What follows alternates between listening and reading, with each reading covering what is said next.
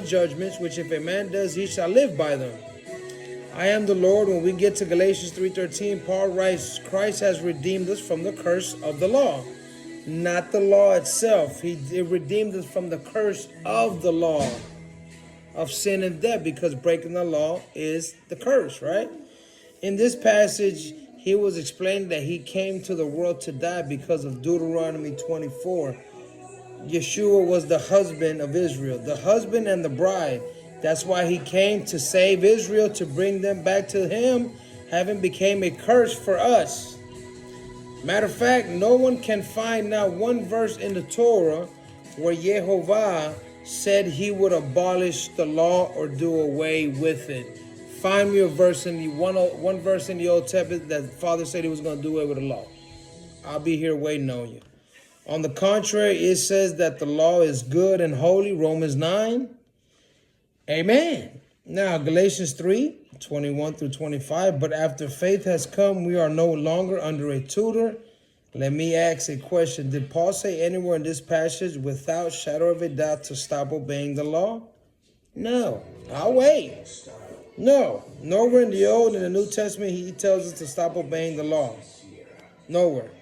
So this whole thing about that we ain't got to keep the law of God no more, and I know I go to town with it all the time because people have this misunderstanding that we need to, well, brother, we're not under the law. Brother, we're under the grace. Let me tell y'all something. Grace is not a license for you to keep breaking God's law. Let me tell y'all something.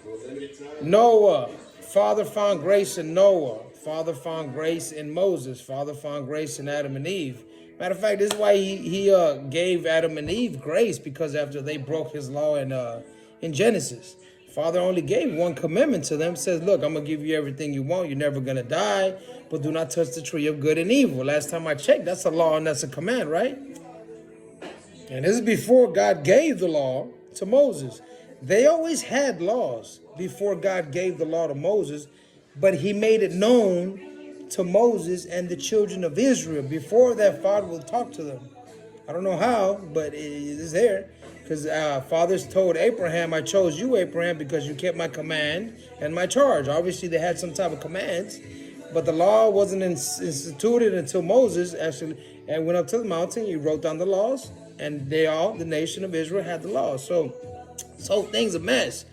But we don't keep the law to be saved. Again, understand this, people, and walk in his ways and his commandments, because all his commandments are good. Now, it's your job to find out what laws do we keep, which one do we don't keep. Amen. Shalom. Follow for more.